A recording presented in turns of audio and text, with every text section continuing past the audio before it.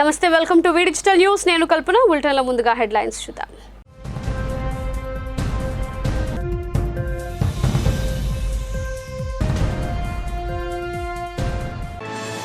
వచ్చే ఎన్నికల్లో వైసీపీ గెలుపుకు ప్రతి ఒక్కరూ సహకరించాలి. ఆటో కార్మికుల ఆత్మీయ సమావేశంలో వైసీపీ ఉత్తర సమన్వయకర్త కేకే రాజు పిలుపు.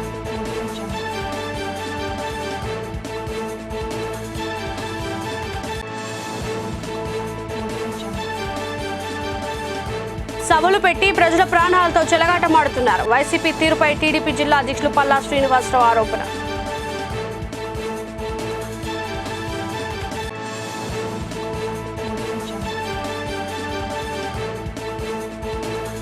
జగన్తోనే పేద కుటుంబాల్లో వెలుగు. లబ్ధిదారులకు పట్టాలు అందజేసిన పశ్చిమ సమన్వయకర్త ఆడారి ఆనంద్ కుమార్.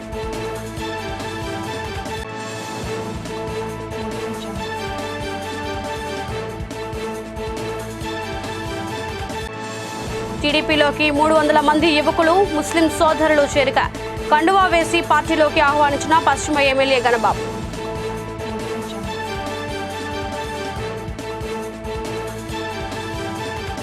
ఇక వివరాల్లోకి వెళ్తే, విశాఖ నుంచి ఒడిశాలోని భవానీపట్నానికి వెళ్తున్న ప్రత్యేక ప్యాసింజర్ రైలు విజయనగరం జిల్లా కొత్తవలస రైల్వే స్టేషన్ సమీపంలో పట్టాలు తప్పింది. సాయంత్రం 6 గంటలకు విశాఖ నుంచి బయలుదేరిన ఈ రైలు సాయంత్రం 7 గంటల సమయంలో కొత్తవలస రైల్వే స్టేషన్కు చేరుకుంటుండగా లోకో, ఒక జనరల్ కోచ్, ఎస్ఎల్ఆర్ కోచ్లు పట్టాలు తప్పాయి. బోగీలు ఒకవైపునకు కొద్దిగా ఒరగడంతో ప్రయాణికులు భయాందోళనకు చెందారు. బోగీలు పక్కకు పడకపోవడంతో ఊపిరి పీల్చుకున్నారు.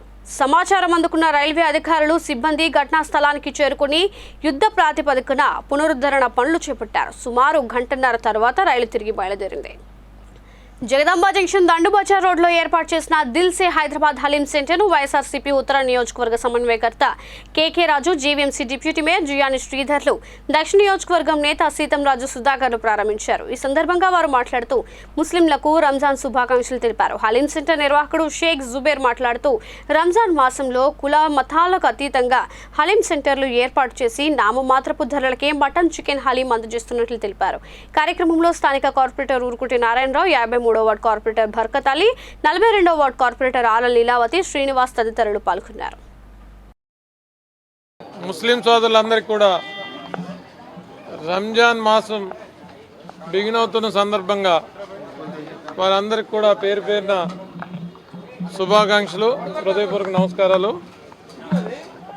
దిల్సే హైదరాబాదీ హలీం మన జుబేర్ గారి ఆధ్వర్యంలో అప్రయత్నంగా 13 ఏళ్ళ నుంచి వృద్ధి చెందుతూ ఈ స్థాయికి వచ్చింది. ఎన్నో సంవత్సరాల నుంచి చాలామంది పెద్దలు దీన్ని ఓపెన్ చేస్తున్నారు. నేను కూడా 3-4 సంవత్సరాల నుంచి 3వ సంవత్సరం నేను కూడా జుబేర్ భాయ్ హలీం సెంటర్కి రావటం. సో ఇంత అత్యంత పవిత్రమైన మాసం రంజాను. మనం చూడండి, ఇప్పుడు డైటీషియన్ దగ్గరికి వెళ్తే ఇంటర్మీడియట్ ఫాస్టింగు ఇవన్నీ చెప్తున్నారు.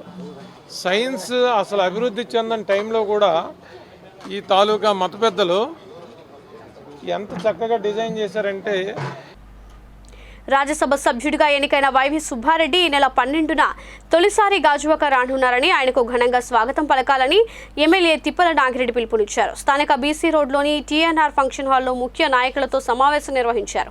ఈ సందర్భంగా ఆయన మాట్లాడుతూ ఆ రోజు ఉదయం 11 గంటలకు సుబ్బారెడ్డి పాత గాజువాక జంక్షన్ వద్దకు చేరుకుంటారని, ఆయనకు స్వాగతం పలికేందుకు కార్పొరేటర్లు, వార్డు అధ్యక్షులు, పార్టీ నాయకులు, కార్యకర్తలు, పార్టీ అనుబంధ సంఘాల నాయకులు తరలి రావాలని కోరారు.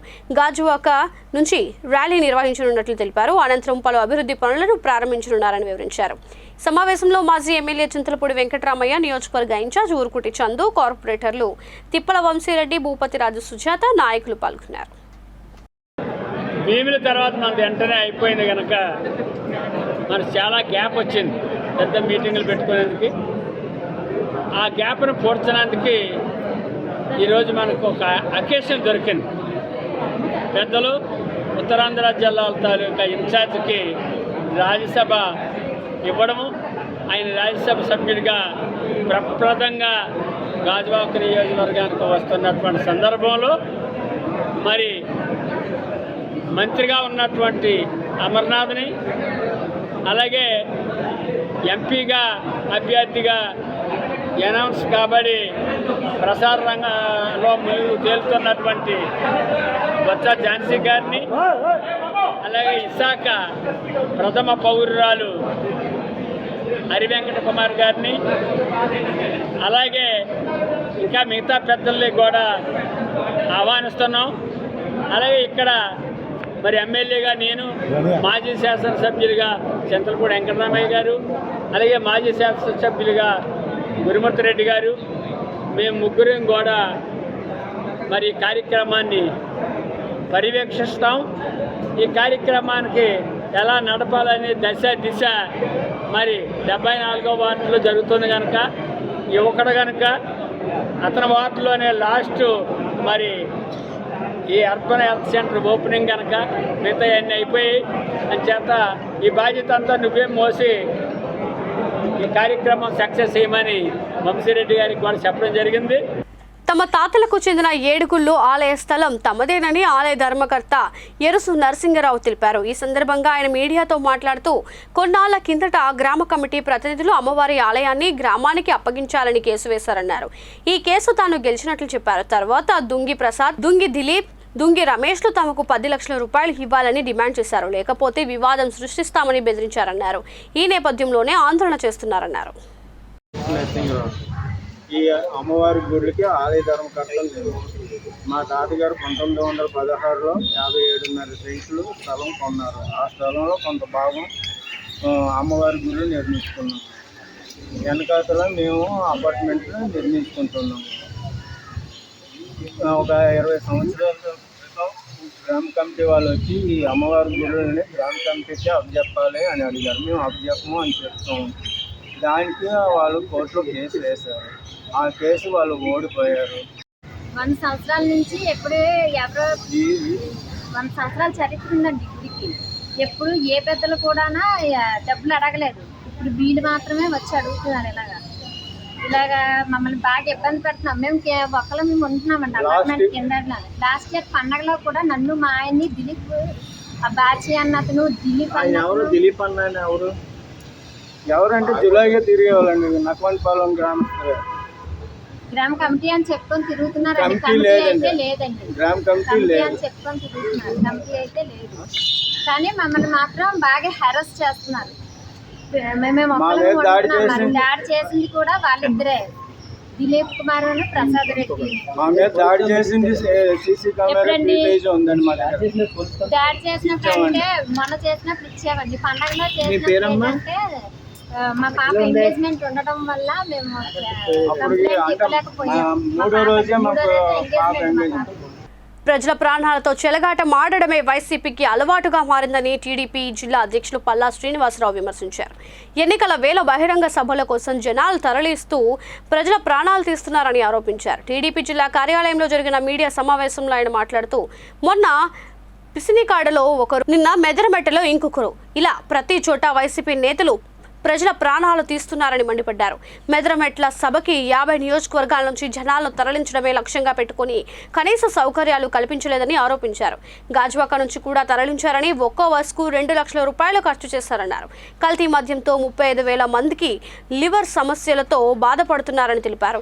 జాబ్ క్యాలెండర్, మెగా డిఎస్సి అంటూ నిరుద్యోగులకు ఆశ చూపిన జగన్ అధికారంలోకి వచ్చిన తర్వాత వారిని మోసం చేశారంటూ వాపోయారు. రానున్న ఎన్నికల్లో ప్రజలు తగిన బుద్ధి చెబుతారంటూ హెచ్చరించారు.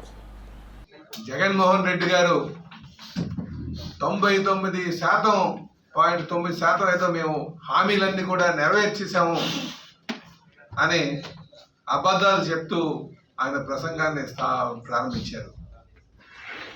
అలా దారుణం ఏంటంటే, అక్కడ జరిగినటువంటి సంఘటన కూడా గుర్తు చేసుకోవాలి. ఈ సందర్భంగా అంతమందిని పిలిచిన తర్వాత అక్కడ సరిగ్గా ఏర్పాట్లు చేయలేక ఒకరు చనిపోవడం జరిగింది. అక్కడ సరైన మెడికల్ సపోర్ట్ ఉంటే ఆ పరిస్థితి ఉండేది కాదేమో. ఎందుకంటే మొత్తం అంతా కూడా అక్కడ ఘోషిస్తున్నాయి, మొత్తం మీడియా అంతా కూడా. చలో వాళ్ళు ఏర్పాట్ల లోపు అనుకుందాం. అలాగే ఆ జనాన్ని సుమారు 50 నియోజకవర్గాల నుంచి 6 జిల్లాల నుంచి వీళ్ళు జనం తరలించారు. ఏదో గొప్ప కార్యక్రమం కూడా చెప్పుకుంటారు. ఏం చెప్పాలంటే అంటే సిద్ధం సభకి నాకు తెలిసి ఇటు పార్వతీపురం నుంచి కూడా వెళ్ళారు, ఉత్తరాంధ్ర నుంచి. ఒక గాజువాక నుంచి నేను ఒక ప్రైవేట్ బస్సు వేస్తే ఆ ప్రైవేట్ బస్సుకు అయ్యే ఖర్చు 70,000 రూపాయలు. గోపాలపట్నం పెట్రోల్ బంక్ శ్రీ ఆంజనేయ స్వామి గుడి ఎదురుగా ఉన్న గ్రౌండ్లో GVMC cooption member Behara Bhaskararao అధ్యక్షతనలో పశ్చిమ నియోజకవర్గం సమన్వయకర్త ఆడారి ఆనంద్ కుమార్ ఆధ్వర్యంలో 57, 52, 89, 90, 91, 92 వార్డుల సంబంధిత వార్డుల పరిధిలో లబ్ధిదారులకు 1 సెంట్ రిజిస్ట్రేషన్ ఇళ్ల పట్టాలను పంపిణీ చేసే కార్యక్రమాన్ని ఘనంగా నిర్వహించారు. ఈ సందర్భంగా ఆనంద్ కుమార్ మాట్లాడుతూ 6 వార్డులకు సంబంధించి సుమారు 7,820 మంది లబ్ధిదారులకు ఇళ్ల పట్టాలను అందజేశామని, పేదవారి సొంతింటి కల నెరవేర్చే కార్యక్రమంలో భాగంగా ఈ బృహత్తర కార్యక్రమాన్ని ముఖ్యమంత్రి వైఎస్ జగన్మోహన్ రెడ్డి ఒక లక్ష్యంగా పెట్టుకుని ఇళ్ల పట్టాలను అందజేయడం జరిగిందన్నారు. కార్యక్రమంలో deputy mayor Jiyani Sridhar, marketing committee chairman Alfa Krishna, సభ్యురా డాక్టర్ బిఆర్ అంబేద్కర్ విశ్వవిద్యాలయం పాలక మండలి సభ్యురాలు, రాష్ట్ర మహిళా విభాగం ఉపాధ్యక్షురాలు పేడాడ రమణికుమారి, జోనల్ కమిషనర్ హేమవతి, అధ్యక్షులు గుణిశెట్టి శ్రీనివాసరావు, గేదెల మురళీకృష్ణ, జియాని మారుతి, సచివాలయం సీనియర్ నాయకులు, ఆర్పీలు, వైఎస్ఆర్సీపీ నాయకులు, కార్యకర్తలు, అభిమానులు, పార్టీ కుటుంబ సభ్యులు, మహిళలు అధిక సంఖ్యలో పాల్గొన్నారు.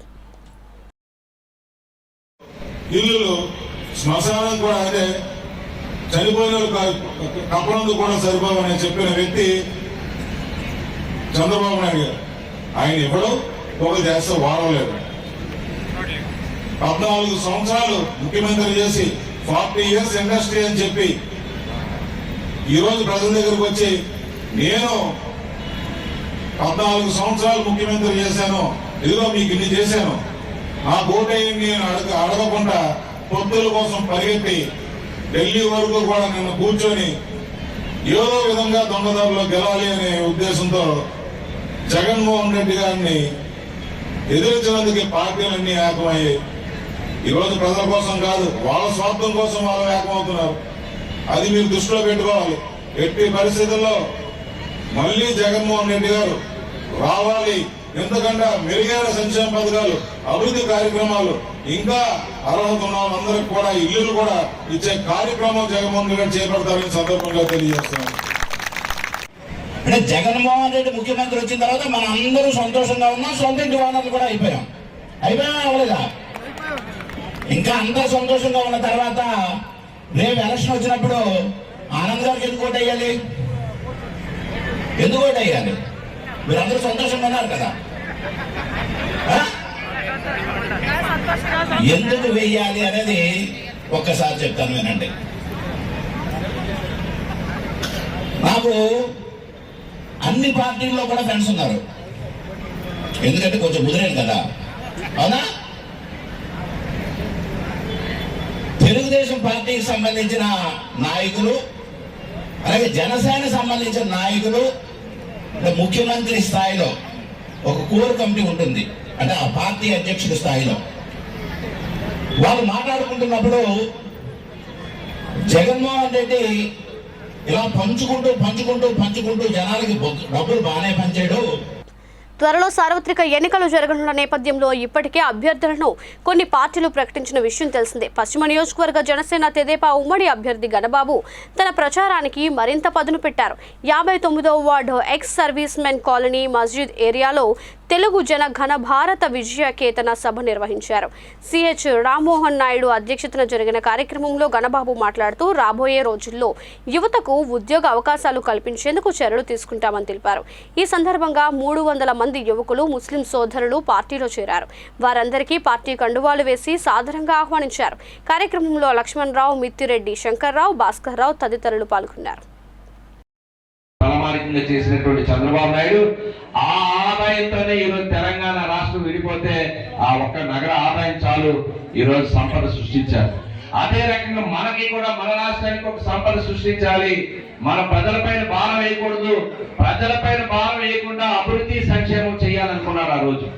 అందుకని ఆ రోజు పేదవారికి 5 రూపాయలకి మీరు ఆ గాజువాక డిపోకి వెళ్ళి శ్రీహరిపురంకి వెళ్ళి అన్నా క్యాంటీన్ పెట్టగలిగా 5 రూపాయలు. ఈరోజు తెల్ల రంగేసి మూసేశారు. అన్నా క్యాంటీన్లో 5 రూపాయలు భోజనం పెట్టే సంక్షేమం చేస్తారా, పేదవాళ్ళ గురించి ఆలోచిస్తారా? మీరు ఆలోచన చేసుకోవాలి. భవనాలు కట్టాం, భవనాలు నిరుపయోగ డోర్ లాగేసి ఉంచారు. ఈ రోజు ఒక్కటి చెప్తే చంద్రన బీమా ఎవరైనా అనుకోని సంగతి తెలియని కుటుంబంలో ఎవరైనా చనిపోతే ఆ కుటుంబానికి వెంటనే అంత్యక్రియలు చేయడానికి వెంటనే బీమా మిత్ర వెళ్ళి 5,000 ఇచ్చే ఒక సాంప్రదాయం ఈ రోజు పోయింది. బీమా లేదు, పెళ్లి అయితే పెళ్లి కాలం లేదు. ఒక శుభం జరిగిన అశుభం జరిగిన పేదవాళ్ళు ఇబ్బంది పడకూడదు, ఆర్థికంగా ఇబ్బంది పడకూడదని ఆ రోజు నిర్ణయాలు తీసుకున్నాం. అది సంక్షేమం. పేదవాళ్ళు విదేశీ విద్యకి వెళ్తే వాళ్ళకి మంచి చదువుకున్న వారికి డబ్బే పొలమనుంటాయి, వాళ్ళు చదువుకోవడం మానేయకూడదు, వాళ్ళకి కూడా చదివించాలని చెప్పి ఆ రోజు విదేశీ విద్య పెట్టాం. ఈ రోజు ఒక్కరంటే ఒక్కరు కూడా లేదు.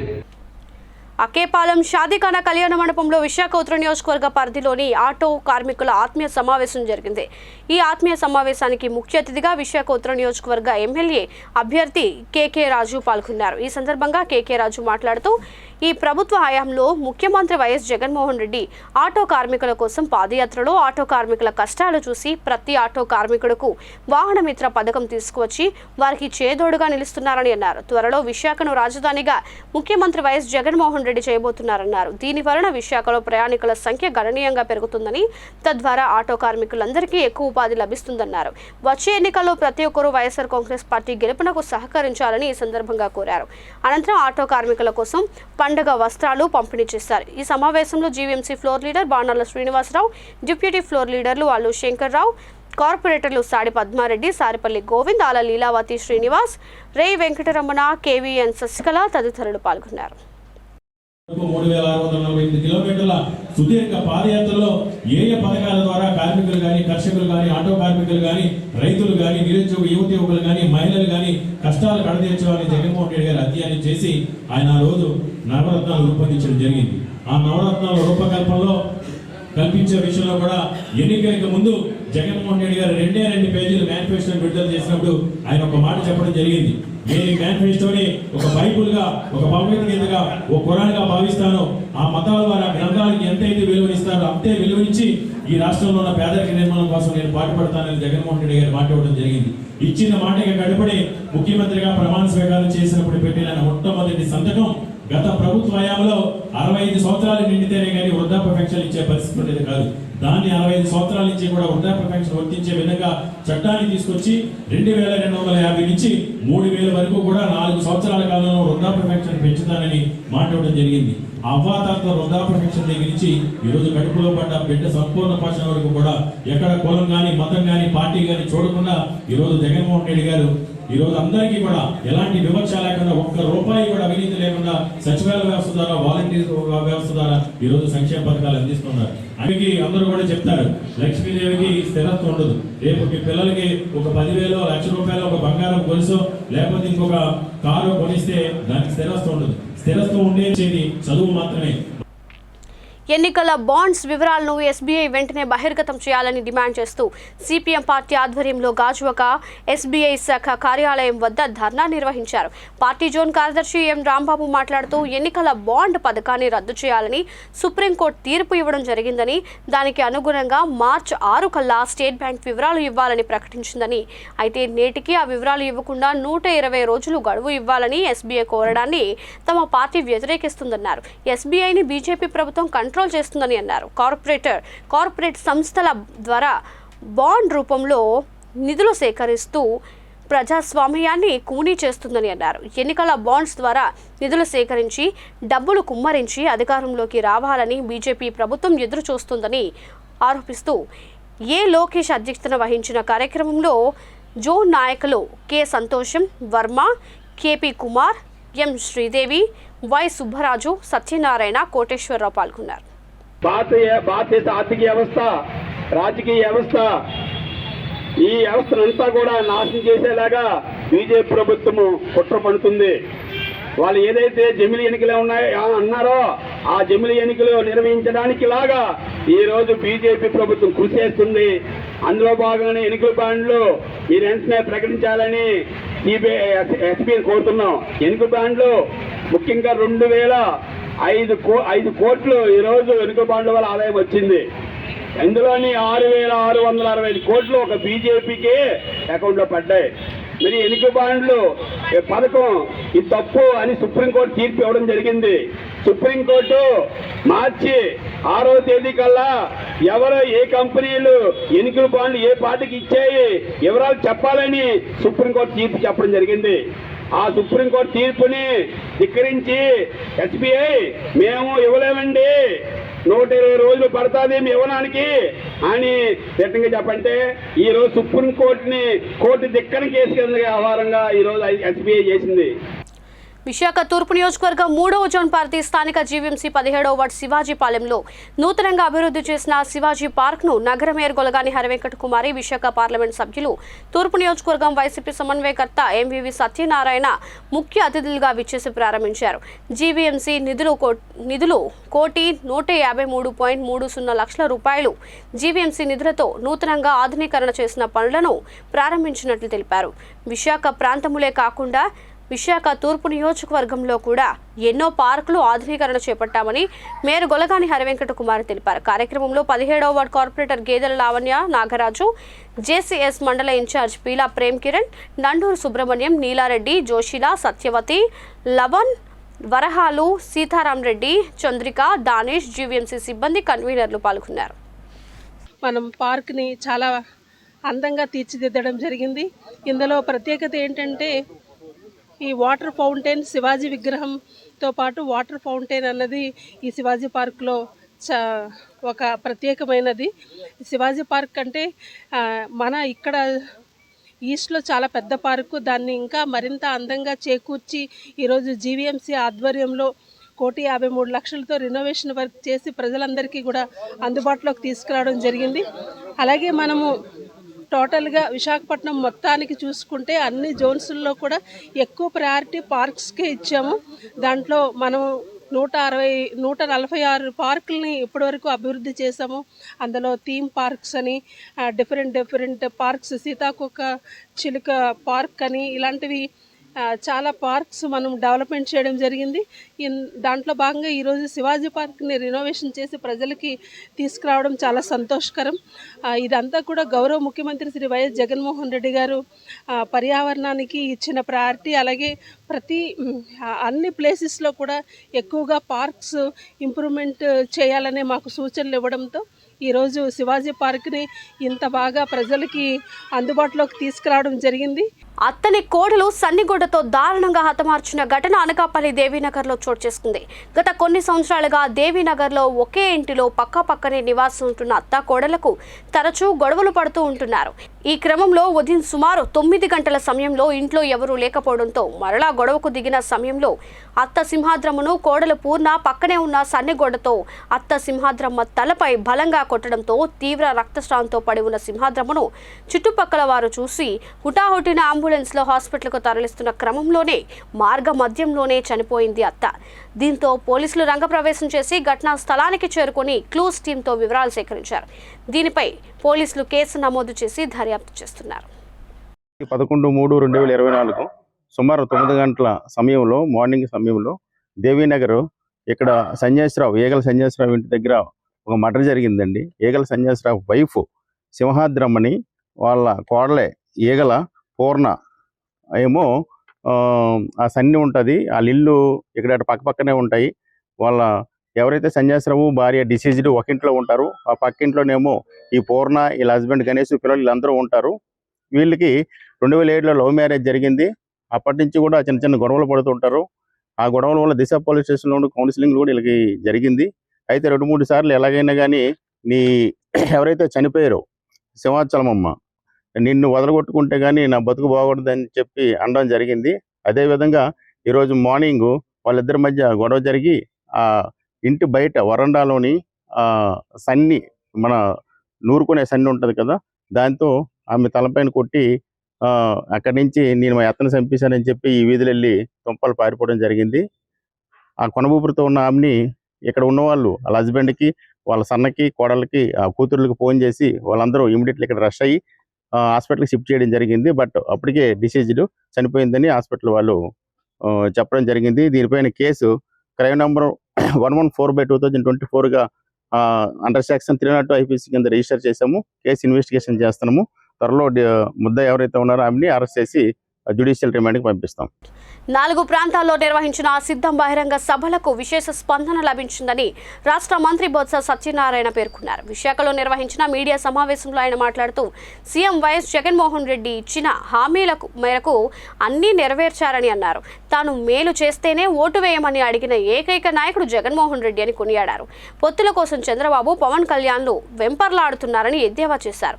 సిద్ధం సభకు వచ్చిన లక్షలాది మంది జన సందోహం ప్రతిపక్ష పార్టీలకు కనిపించడం లేదా అంటూ ప్రశ్నించారు. ఎన్నికల తర్వాత రాష్ట్రంలో టీడీపీ కనుమరుగైపోతుందని జోషిన్ చెప్పారు. ఎన్ని పార్టీలు కలిసి వచ్చినా వైసీపీ గెలుపును ఆపలేరంటూ చెప్పుకొచ్చారు. ఈ 4 సభల్లో వచ్చిన లక్షలాది మంది కార్యకర్తలు ప్రజలు ఇది మా పార్టీ కాదు. ఎందుకంటే జగన్మోహన్ రెడ్డి ఒకటే మాట, నేను 4 సంవత్సరాల నెలకాలం మీ అందరి దయతో, మీ అందరి తాలూకా మద్దతుతో, మీ ఆశీస్సులతో ఈ ప్రభుత్వం ఏర్పాటు చేశాను. ఈ 4 సంవత్సరాల 10 నెలల కాలంలో నేను మీకు మంచి చేశాననుకుంటే, మీ కుటుంబానికి మంచి చేశాను, మంచి జరిగిందనుకుంటే, మీకు మేలు జరిగిందనుకుంటే, మీ కుటుంబంలో మీ తాలూకా ఆర్థిక స్థితులు మారాయనుకుంటే, మీ పిల్లలు చక్కగా చదువుకున్నారనుకుంటే, వారికి రాబోయే కాలంలో మంచి మీ విద్యా విధానం ద్వారా వాళ్ళ భవిష్యత్తుకి మంచి దారి చూపాలనుకుంటే, మీరు మళ్ళీ నాకు ఒక అవకాశం ఇవ్వండి అని చెప్పని నేను మాట్లాడుతున్నాను. నాకు తెలిసి ఏ నాయకుడు ఈ మాటని ఇంతవరకు కూడా ఎన్నికలు బులెటిన్ ముగించే ముందు హెడ్లైన్స్ మరోసారి.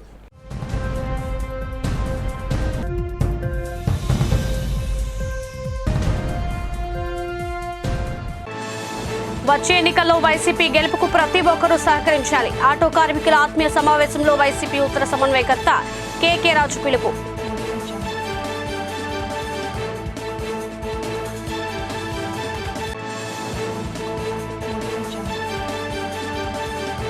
సభలు పెట్టి ప్రజల ప్రాణాలతో చెలగాటమాడుతున్నారు. వైసీపీ తీరుపై టీడీపీ జిల్లా అధ్యక్షులు పల్లా శ్రీనివాసరావు ఆరోపణ.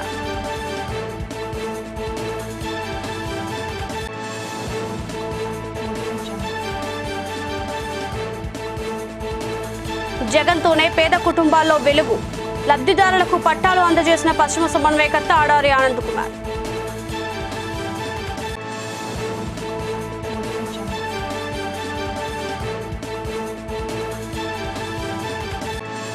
టీడీపీలోకి 300 మంది యువకులు, ముస్లిం సోదరులు చేరిక. కండువా వేసి పార్టీలోకి ఆహ్వానించిన పశ్చిమ ఎమ్మెల్యే గణబాబు.